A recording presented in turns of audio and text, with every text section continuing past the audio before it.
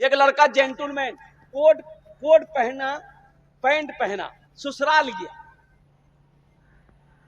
कहां गया भाई? बोलो भाई, अरे भाई बोलो भाई, कहां गया? बोलो भाई। ससुराल गया।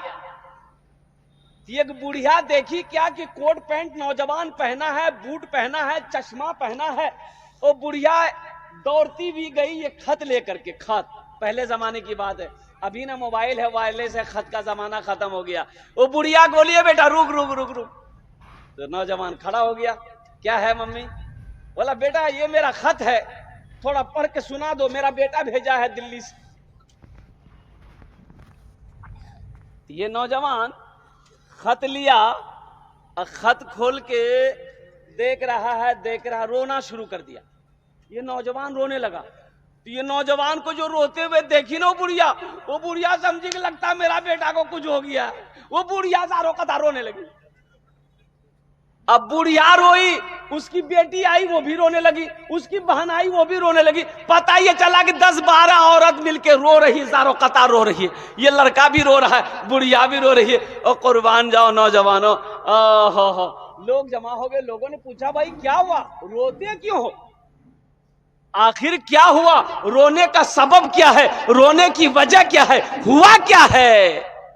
तो बुढ़िया बोली कि ये मेरे बेटे का खत था, ये नौजवान को हम पढ़ने दिए हैं। ये नौजवान अब पता नहीं क्या पढ़ा नहीं पढ़ा, ये रोया तो हम लोग भी रो रहे हैं। लगता मेरा बेटा को कुछ बैग लो जो।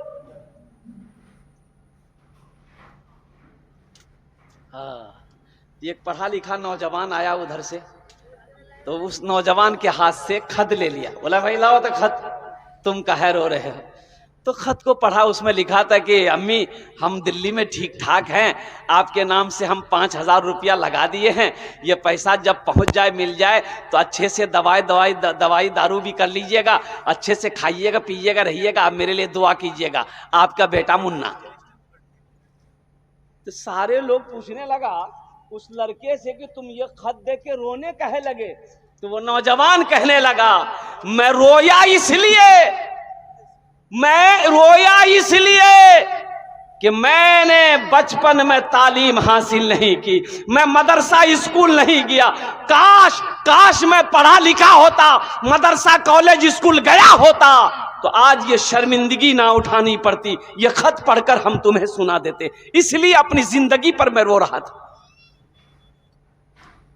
अपनी जिंदगी पे रो रहा था। इसलिए मुसलमानों, इसलिए नौजवानों, अल्हम्दुलिल्लाह एजुकेशन को फोकस करो, तालीम को फोकस करो। अल्हम्दुलिल्लाह एक हाथ में किताब हो, एक हाथ में कलम हो, ये होना चाहिए। अल्लाह के रसूल सल्लल्लाहु अलैहि वसल्लम ने इरशाद फरमाया तलबुल इल्म फरीदतुन अला कुल्li मुस्लिमती मुस्लिमा। इल्म का तलब करना हर एक मुसलमान औरत और मर्द पर फर्ज है। भाई नमाज पढ़ना क्या है बोलिए? भाई बोलो भाई, नमाज पढ़ना क्या है बोलिए? अरे बोलो ना भाई, जोर से बोलो ना भाई। नमाज पढ़ना फर्ज है, रोजा रखना फर्ज है, अल्लाह ने दौलत दिया है हज करना फर्ज है, अल्लाह ने कसरत के साथ माल दिया है ज़कात निकालना फर्ज है। उसी तरीके से इल्म का हासिल करना, तालीम का हासिल करना, एजुकेशन का हासिल करना ये फर्ज है। जैसे 5 वक्त की नमाज पढ़ना फर्ज है, उसी तरीके से तालीम का हासिल करना हर एक मुसलमान औरत और मर्द दोनों पर फर्ज है। बताओ मेरे भाइयों, मेरे नौजवानों, अगर इससे गफलत बरतोगे, तालीम से दूर भागोगे, तालीम से अगर आप दूर जाओगे, बताओ गुजारा है? भाई गुजारा है? भाई गुजारा है? इसलिए मुसलमानों, नौजवानों, अपने बच्चे को तालीम दो, अपने बच्चे को तालीम दो। एक वक्त खाना खाओ, एक वक्त खाना खाओ, एक वक्त भूखा रह जाओ, जो पैसा बचे ना अपने बच्चे के पीछे लगाओ, अपने बच्चे के पीछे लगाओ, अपनी बेटी के पीछे लगाओ, अपने बेटे के पीछे लगाओ। इंशाअल्लाह देखना वो बच्चा कामयाब होगा, वो बच्चा नाम रोशन करेगा, वो बच्चा खानदान का नाम रोशन करेगा, वो बच्चा कौम का नाम रोशन करेगा, वो बच्चा कामयाब होगा। इसलिए मुसलमानों, अपने बच्चे को सबसे पहले मैं ये कहता हूं, इंजीनियर बनाने से पहले, मास्टर बनाने से पहले, प्रोफेसर बनाने से पहले, डॉक्टर बनाने से पहले, सबसे पहले अपने बच्चे को अल्लाह का कुरान पढ़ाओ।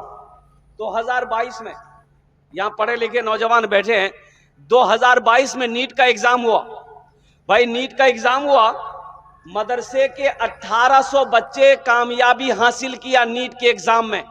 1800 बच्चे, कितने बच्चे कामयाब हुए भाई? 1800 बच्चे नीट का एग्जाम निकाला, यानी डॉक्टर बना 1800 बच्चे। अब वो 1800 बच्चे कौन थे मदरसे के? वो हाफिज कुरान थे, वो हाफिज कुरान थे। तो पता ये चला कि जो कुरान को अपने सीने में उतार लेता है, जो अपने कुरान को अपने सीने में महफूज कर लेता है, अल्लाह उसके ज़हन को खोल देता है। फिर उसके लिए डॉक्टर बनना मुश्किल नहीं है, इंजीनियर बनना मुश्किल नहीं है, वकील बनना मुश्किल नहीं है, प्रोफेसर बनना मुश्किल नहीं है, ओहो साथ ही साथ साइंसदान बनना उसके लिए मुश्किल नहीं है, अल्लाह आसान कर देता है। इसलिए अपने बच्चों को सबसे पहली फुर्सत में आप एजुकेशन दो मेरे भाई। अल्हम्दुलिल्लाह सुम्मा अल्हम्दुलिल्लाह, चाहे वो कॉलेज हो, चाहे वो स्कूल हो, चाहे वो यूनिवर्सिटी हो, अल्हम्दुलिल्लाह सुम्मा अल्हम्दुलिल्लाह। लेकिन पहले कुरान पढ़ा दो, फिर उसको दुनियावी तालीम दो। और अपने बच्चे को जाहिल ना रखो, अपने बच्चे को अनपढ़ ना बनाओ, अपने बच्चे को गवार ना बनाओ, इसलिए कि जब तक तालीम नहीं होगी वो खुदा को नहीं पहचान पाएगा। अच्छा बताइए, तालीम नहीं होगी, एजुकेशन नहीं होगा, वो खुदा को पहचानेगा? बोले भाई खुदा को पहचानेगा? खुदा को नहीं पहचानेगा। है नमाज पढ़ो में यार, नमाज पढ़ो नमाज पढ़ो, तो तालीम नहीं होगी, नमाज क्या पढ़ेगा? अरे नमाज पढ़ना है तो पहले कुरान पढ़ेगा कि पहले नमाज पढ़ेगा? बोलो भाई, है कि नहीं? इसलिए कि तालीम जरूरी है ना भाई। भाई कुरान नहीं पढ़ेगा, कुरान अगर वो नहीं जानता तो नमाज में पढ़ेगा क्या? नमाज में सिर्फ हदीस तो नहीं है ना, कुरान भी तो है। सना हदीस है, लेकिन सना के बाद सूरह फातिहा ये अल्लाह का कुरान है। तो कुरान जरूरी है, पहले कुरान पढ़ो, हर जिंदगी पे कुरान पढ़ो। इसलिए नौजवानों, ये मदरसा पैगाम देता है, चटाई पर बैठकर हमारे उलमाए किराम बैठकर आपके बच्चों को तालीम देते हैं, आपके बच्चों को कुरान पढ़ाते हैं, आपके बच्चे को दीन सिखाते हैं। तो अल्हम्दुलिल्लाह इनका एहसान मंद होना चाहिए आपको। आपके दिलों के अंदर में भी शौक होना चाहिए कि हम कुरान नहीं पढ़े हैं, अल्हम्दुलिल्लाह हमको भी कुरान पढ़ना चाहिए। मैंने 65 साल से 75 साल के 6 लोगों को कुरान पढ़ाया, अल्हम्दुलिल्लाह। 65 साल से 75 साल के बूढ़े लोगों को, मैं इमाम ना हूं, 6 लोगों को कुरान पढ़ाया। सुभान अल्लाह बोले दा माशाअल्लाह। 6 लोगों को, कोई मुश्किल नहीं है। आपकी उम्र हो गई 50 साल 60 साल, कुरान नहीं पढ़े, बचपन में नहीं पढ़े, जवानी में नहीं पढ़े, बूढ़ा हो गए, तो कोई मुश्किल नहीं है। ये जो मदरसा है ना, मदरसा रियाजुल उलूम इस्लामपुर सफदलपुर, अल्हम्दुलिल्लाह रोजाना 10 से 15-20 मिनट टाइम निकालो।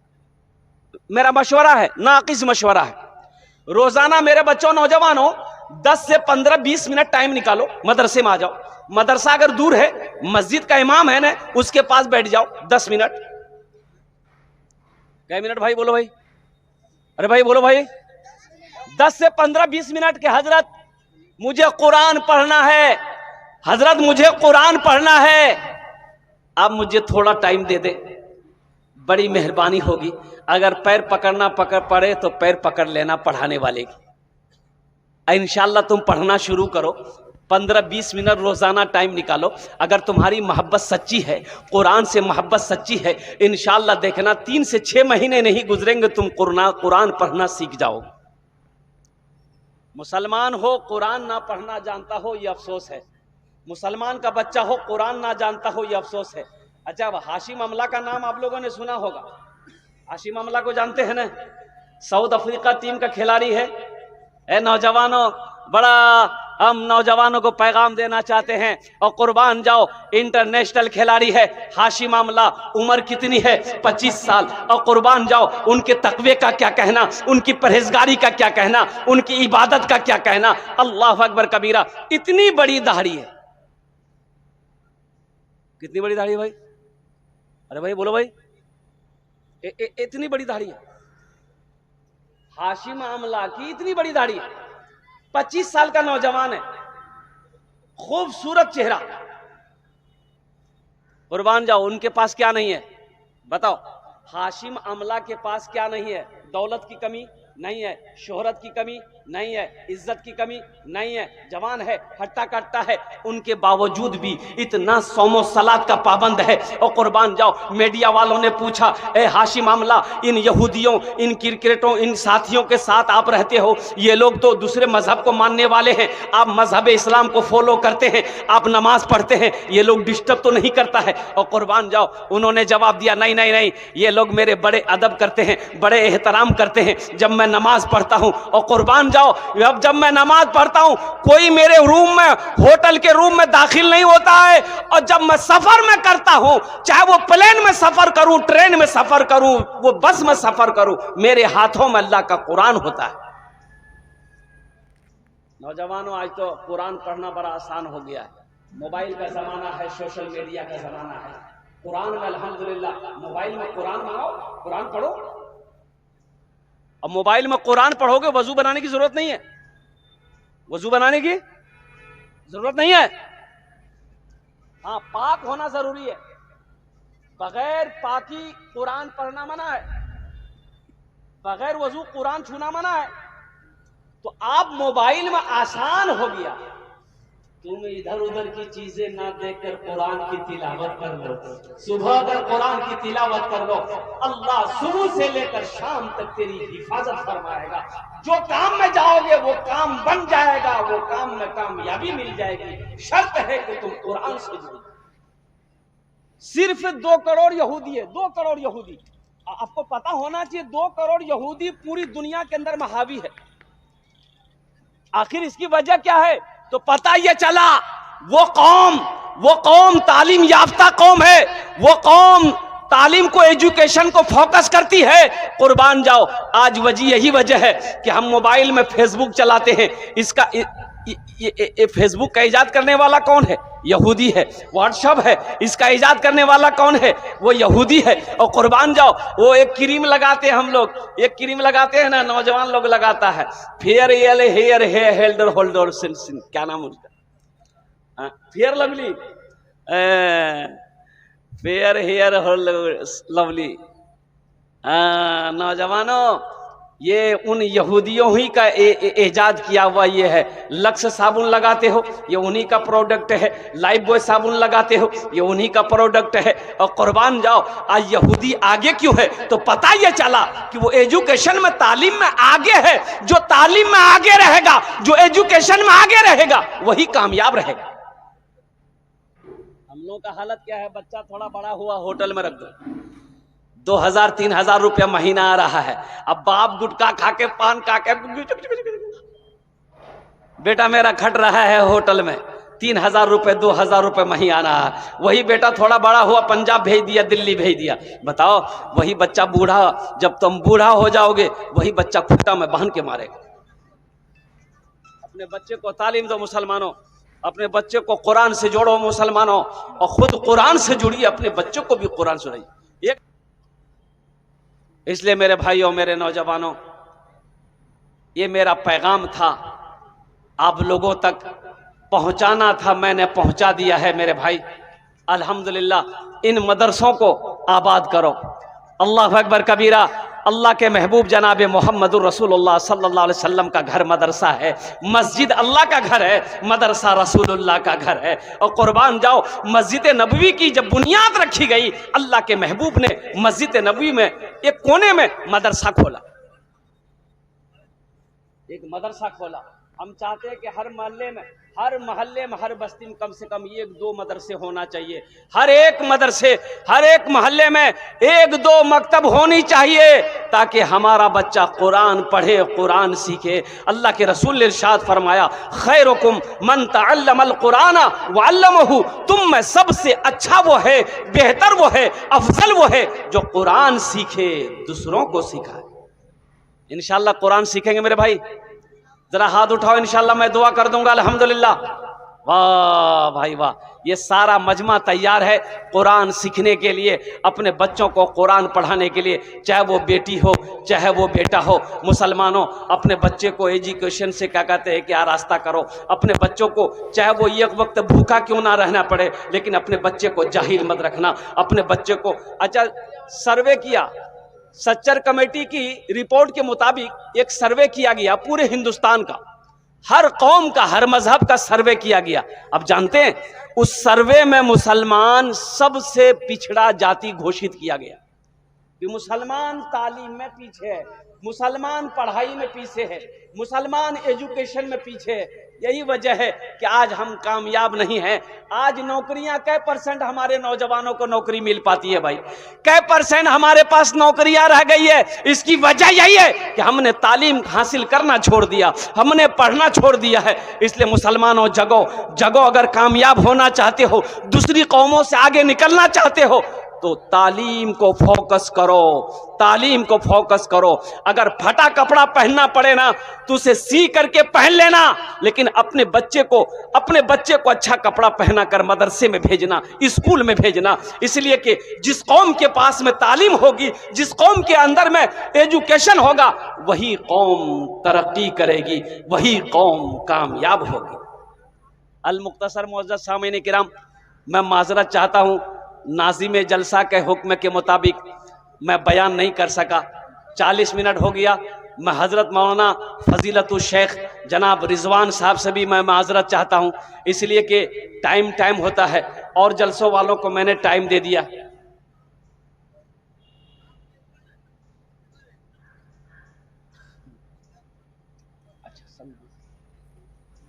ऐ माशाअल्लाह, अल्हम्दुलिल्लाह सुम्मा अल्हम्दुलिल्लाह, बहुत खुशी की बात है मेरे भाई। यही तो हम कहते हैं। देखिए ये मेरा जो हिंदुस्तान है ना, ये हिंदुस्तान है ना अल्हम्दुलिल्लाह, जहाँ पर गंगा जमनी की तहजीब है।